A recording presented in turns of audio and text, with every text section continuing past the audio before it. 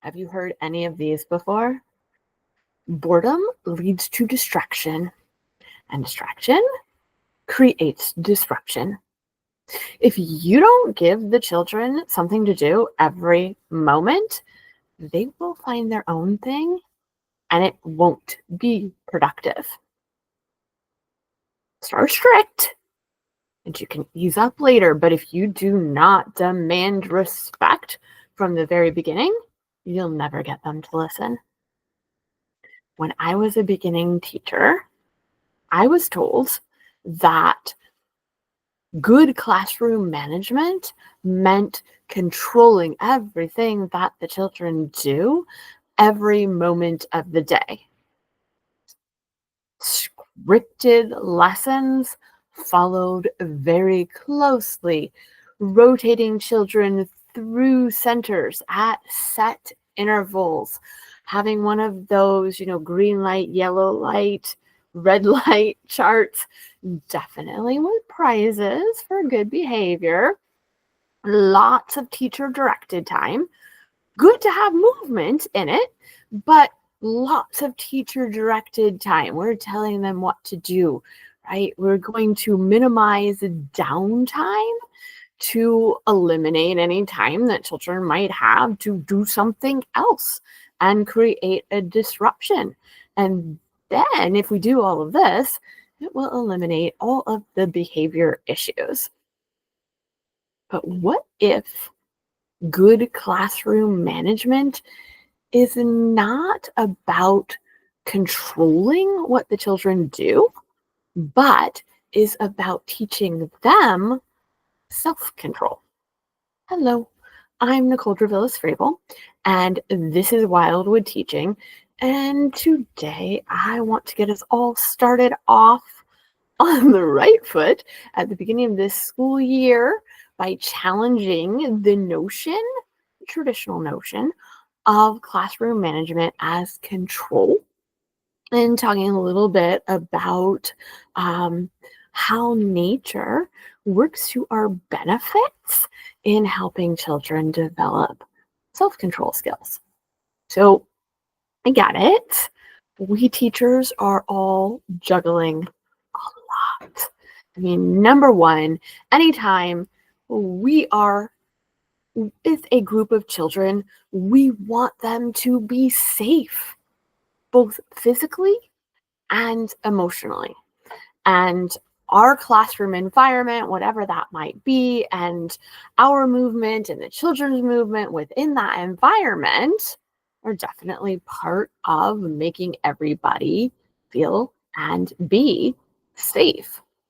And then number two, we want them to learn something. Now, that something might come from our school administrators, that might come from state standards, that might come from licensing. Hopefully, it comes from goals that we are setting because we know the children and we are working within their developmental zone of proximal development.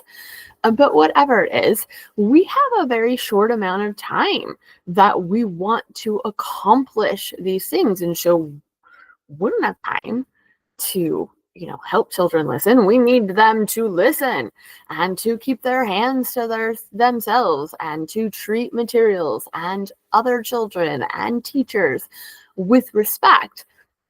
And we don't want to be constantly putting out fires. And so we believe the notion that the best way to manage this is to manage everybody's step and each step they take and to tightly control our environment.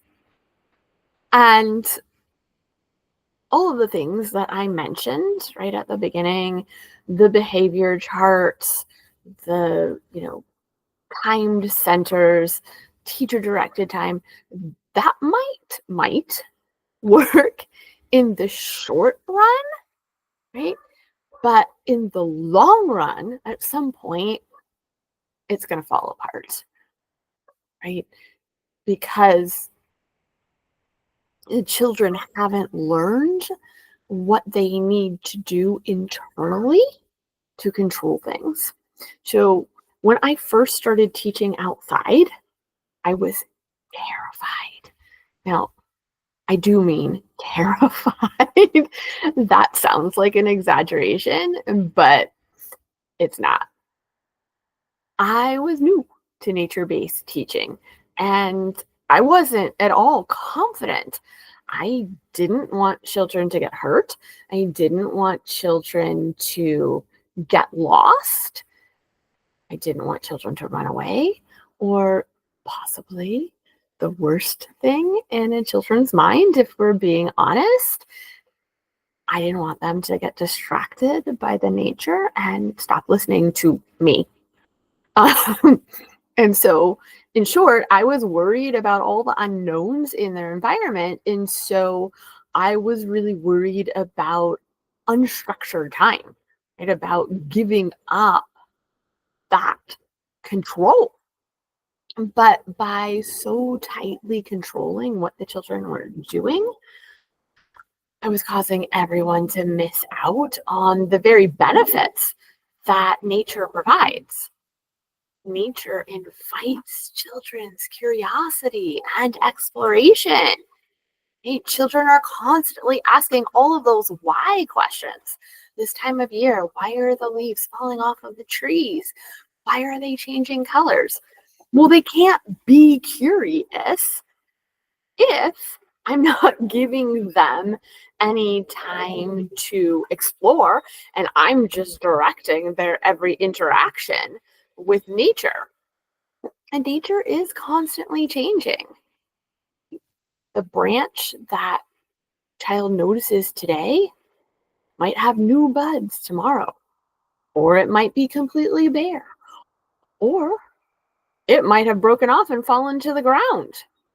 Right? These changes are opportunities for children to learn about science, about the changing seasons, about their connection to nature and how we humans are changing as well.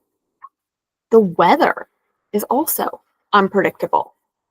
And this all means that your well laid plans can easily be waylaid the second you step out into the forest. It's not under your control as a teacher, right? And this variability provides a chance for children to practice executive functioning skills. Can they adapt to their environment? Can they deal with frustration? Can they problem solve when necessary? Can they show resiliency? So now that I have been teaching for over 30 years now and outside in the forest for 15 years now, I know that classroom management means helping children develop those executive functioning skills so that they can make their own decisions about appropriate behavior and their learning goals.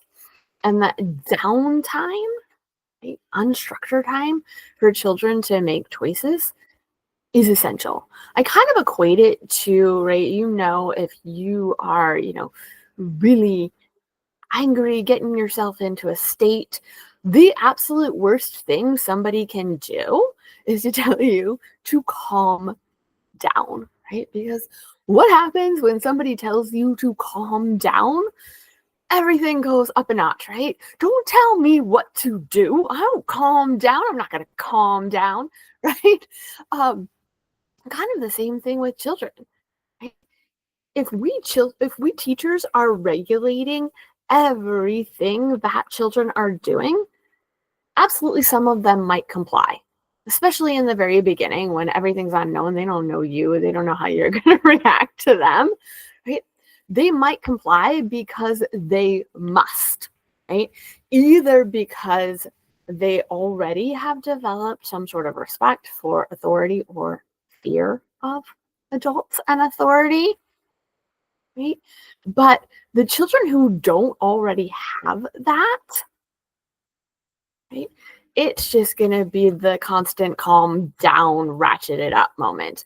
If we are controlling every move that somebody makes and they don't want us to, the logical reaction is really to do it more, right? To gain that autonomy, to gain more self-control, right? And so not only are you not reaching a section of children, those children are only complying because they must. At some point, that also is going to break down. And so ultimately, what we want is not I'm complying because I must, but we want that to shift to I'm doing this because I want to. I want to participate. I want to learn. I want to explore. And I know I can because I know about all of these cool skills to regulate my own behavior, to make decisions about how and where I'm moving.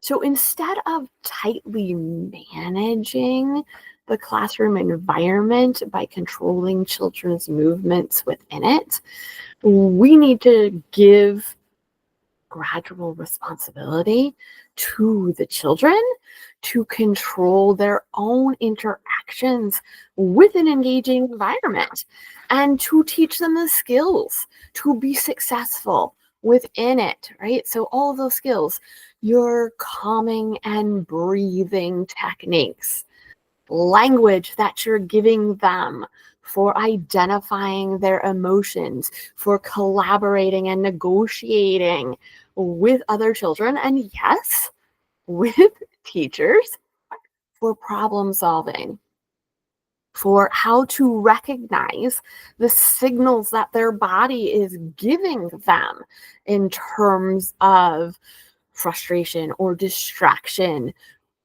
or over excitement, right? And then the tools for, okay, here's how my body is feeling. What are my next steps? How do I deal with it? And then they need an environment like the nature that gives them plenty of time to practice these new skills. You're going to remember these are new skills that they are learning, and give them the space to practice it, right? By climbing trees, by balancing on logs, by negotiating with their peers, figuring out together how to move a super heavy log or how to build a lean-to, or making decisions about that lean-to. Well, I wanted this stick here and I wanted this stick here. So now we need to deal with our emotions, right? And have a conversation about it. So this is my plea to you as we begin a new school year.